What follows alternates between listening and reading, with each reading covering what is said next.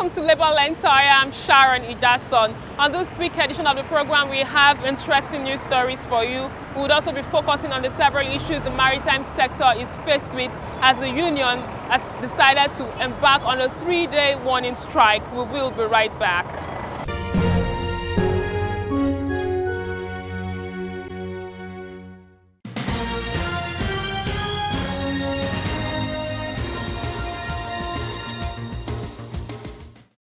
Air operations have been grounded by the National Union of Air Transport Employees over alleged poor working conditions. Workers at the airline decided to down tools over unpaid salary and poor welfare. The strike has brought hardship to passengers who have been stranded for more than 2 days. Hours after total shutdown of activities of the carrier, the management announced the sack of more than 300 workers. According to the union, other airlines have called their workers back to their duty posts after the COVID-19 pandemic, but Arik Air decided to run on 20% staff strength, while 80% are still at home. In a statement signed by the manager in charge of public relations and communications at Arik Air, Adebanji Ola, the airline blamed the decision on the impact of COVID-19 pandemic on flight operations across the globe. Ola said though the decision to let the staff go is a difficult one, the airline has negotiated with their union on redundancy package for the affected staff.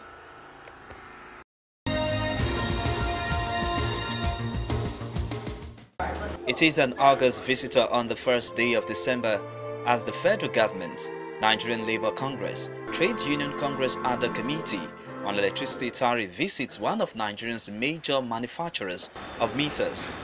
A facility tour followed this visit as the committee made a tour through the facility to see for themselves activities and prospects of the metering company. Chairman of the committee, who also doubles as the Minister of State for Labour, says the team is focused on addressing all issues surrounding the implementation of the cost-reflective tariff regime. The minister commended the metering company, but was quick to add that the services must be customer-friendly. It's a wonderful local investment. They have the capacity. They are also even training other young men on the deployment, in preparation to the deployment of these meters. The technology here, if encouraged and supported, can also meet our peculiar needs, because sometimes when we import meters, they may not meet our peculiar specifications and needs. We want to ensure that certain specification requirements are met.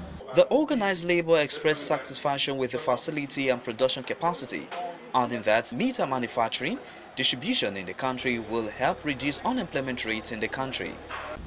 Meters supposedly are, for me, the most important instruments in dispensing electricity. And this is why it was important we accommodated MOMAS today. Now I'm talking specifically on governments that set up this committee.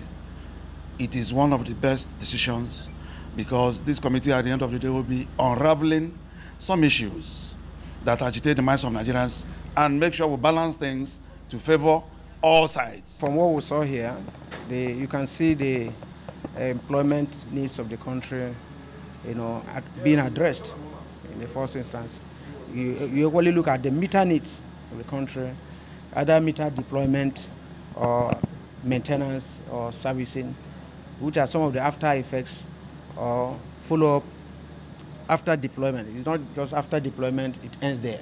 Chairman of the indigenous metering company says they have the capacity to provide meters across the country. It is very encouraging to see federal government, TUC, NLC delegation to visit our facility to ensure that we have the metering capability and capacity to bridge the metering gap in the country.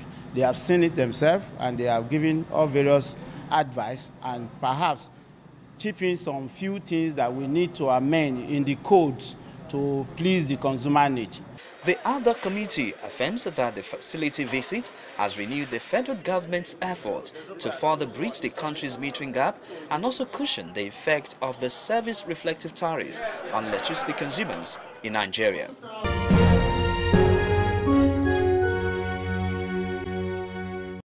The Maritime Workers Union of Nigeria, through the auspices of the President General's office, has issued ultimatum before now concerning the bad road.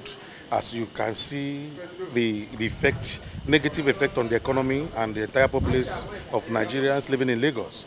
And this also has brought a meeting with the Honorable Minister of Labour, His Excellency Dr. Chris Ngige. We had that meeting, and the union expressed a lot of dissatisfaction on the way the infrastructural decay is applying to the hub of the nation's economy, being the port. And you can see the effect since last 2 weeks. The Lagosians has been passing through a lot of hardship. Where vehicular movements have been restricted and other activities restricted, even the port users. The effect is trickling down so much. And so the union also is meeting today in their neck to take position on the state of the road and as it affects the nation's economy. I think the happening along the port access road is pathetic. I use that language, pathetic, in the sense that the port is the gateway to the national economy. But over the years, the growth in population, the cargo throughput have grown so high that the facility we have on hand now can no longer sustain our import and export. When the ports were built in 1950s and 1975, the population was not as high as this. And the port architecture, that is the design, when the port was concession, this architecture or the design that have truck holding bay inside the port have been distorted. Because even when the cement Amanda issue was there during Gowon regime, you don't see trucks outside. We used to have more than 50 vessels outside bar. But then, from Bat 1 to Bat 14, behind the shade and stacking area, you can warehouse hundreds of trucks awaiting to load or discharge. What it has cost Nigerians and the workers in this country is not something we can even think about. As I'm talking to you, so many businesses have collapsed. So many things that people have already put in place for people to get a livelihood have been collapsed. Look at the gridlock. It was all free on the highway. But when I came to Lagos, I spent almost about 7 hours if I go to my house. You can imagine that. So what we are talking about, that let the authorities who are responsible to be able to do this gridlock in the highway, in all roads in Lagos, leading to all ports, not just all ports, in other sectors too. Let the government bodies who are responsible to come out and be able to take that responsibility. People are responsible for all these things. How can you buy a trailer? You buy a tanker, you buy a trailer, but you don't have loading bay. You don't have where you can keep it. How does it even come to this point? We should ask ourselves, it's high time enough is enough. And the union will not take it again because our people who are the ones who are suffering directly in this issue. This thing has started for a long time, which we believe that the federal government is supposed to do something. It has effect on the federal government themselves because the agents are supposed to clear their goods and go back and let the port be empty. When you go inside the port now, everywhere is congested. If you offload any goods, where do you put it? There is no any place to put it. And in this case, it has the effect on the federal government, on the workers, and on anybody working in the port. They have the effect of this road. And I believe the government knows what to do. By the time a container can stay for 2 weeks without offloading the empty container, all the terminal operators, they don't have where to put their container.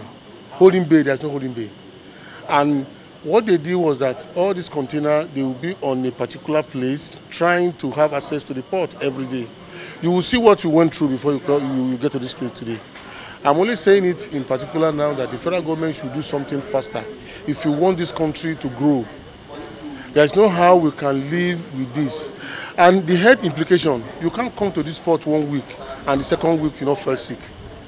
A colleague of mine was robbed and they collect all his phone.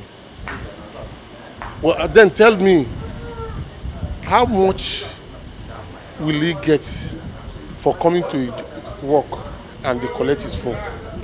Understand me now? We should just look at one thing, that we should do what is right at the right time.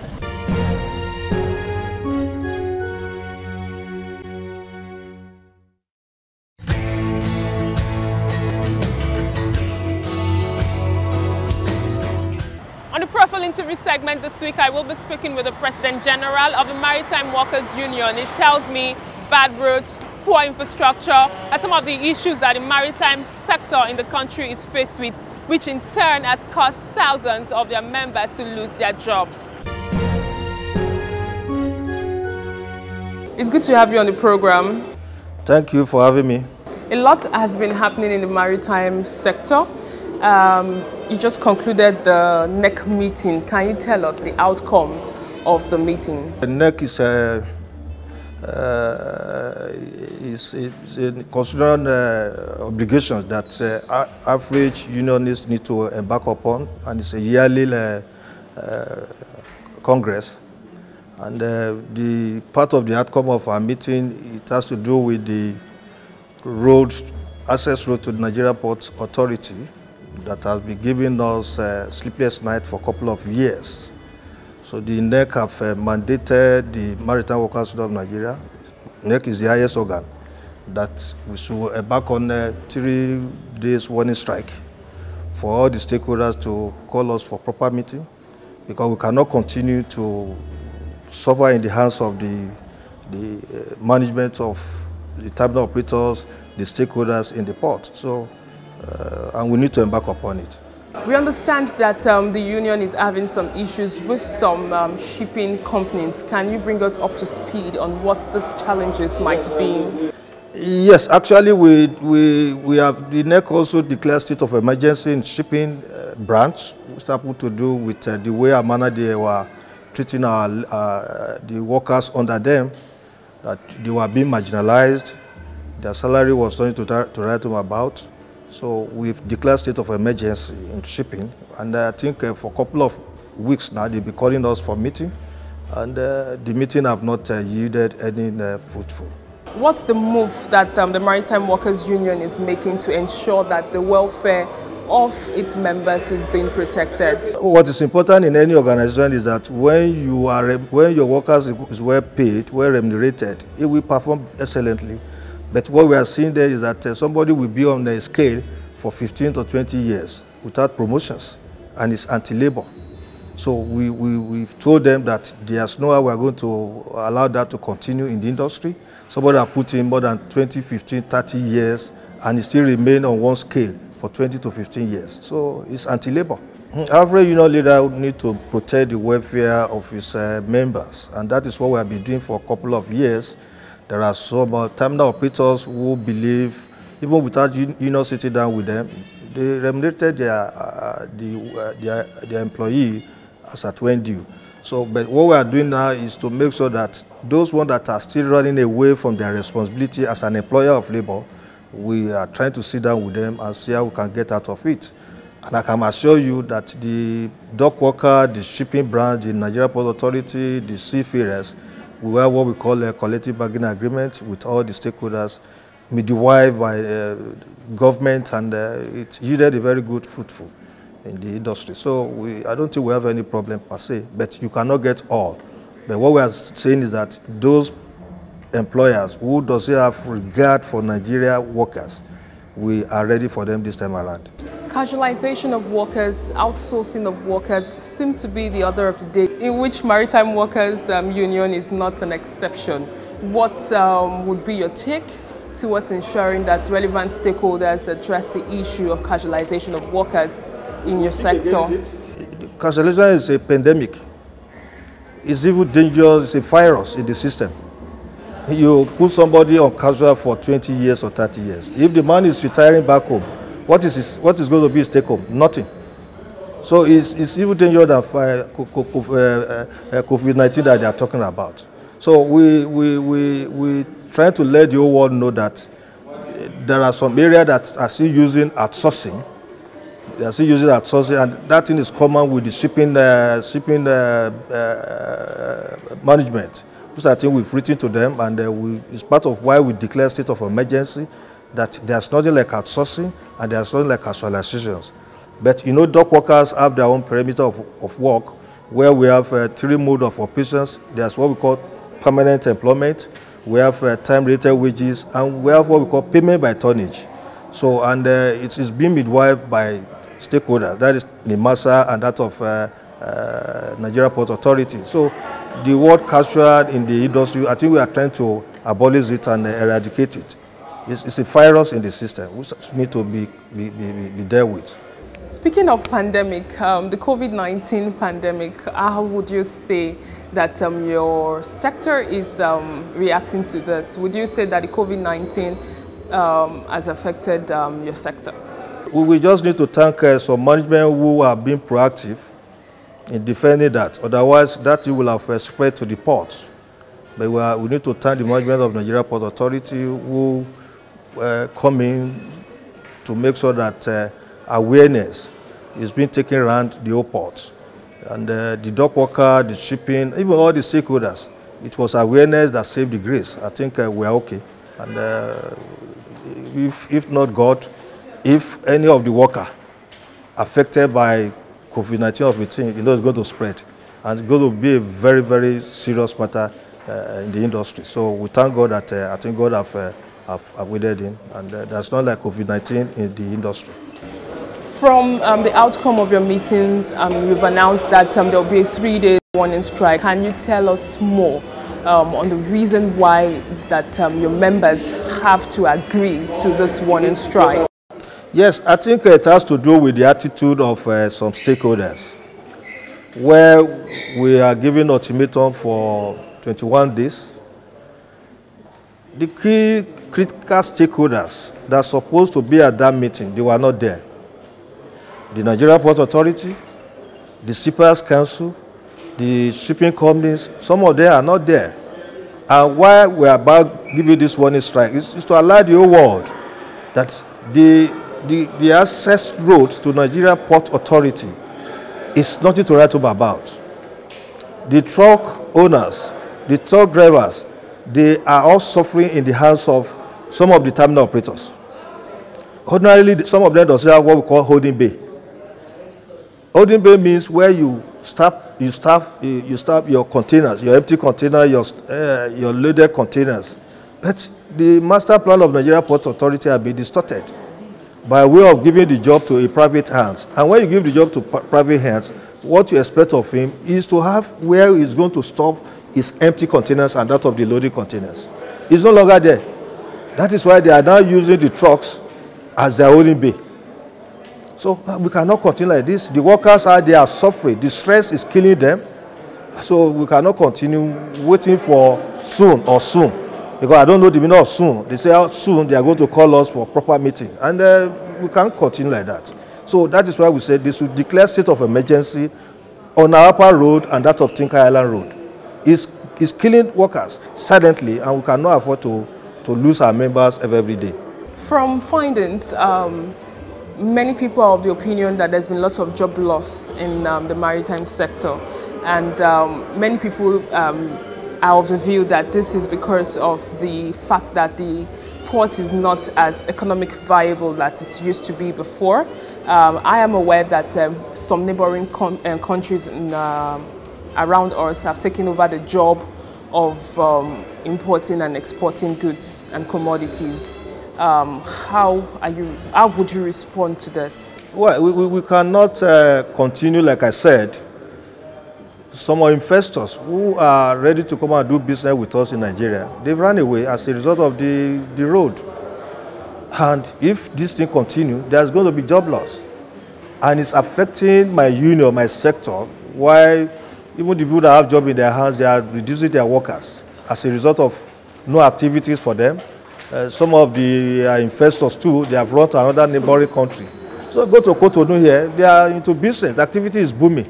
But what stopped Nigeria government putting the road that belongs to us for investors to come in.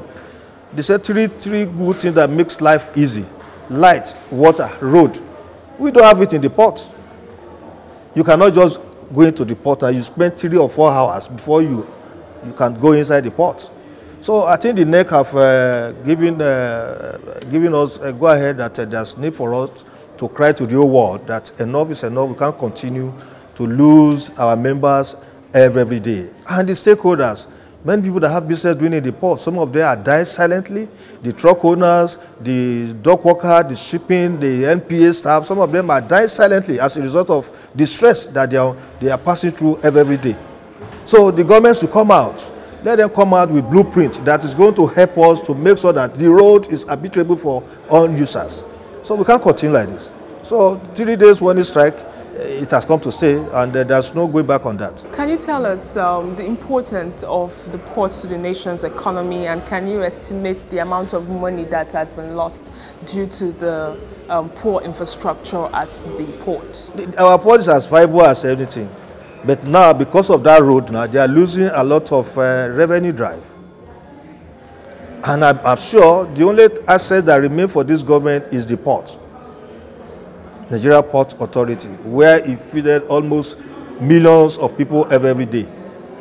And what they are losing as a result of the bad road, it is they that will tell the whole world. And we cannot compound the problem the more. We don't want to compound the problem the more because they keep on promising upon promising that they are going to get the road repaired, they are going to set up committee, they are going to do this. They are not doing it. And when you promise your child every day that I'm going to give you something, and you, as a mother or father, you refuse to give what he asks you to give, the guy will lose confidence in you. He will not even trust you any longer.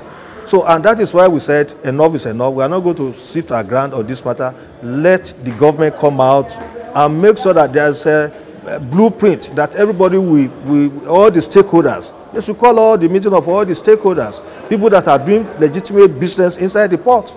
The government are losing a lot of revenue drive because of people moving to another neighboring country to do their business as a result of our road. For almost 3 or 4 years now, we'll be crying fan and loud to all the whole world that this road must be put in place.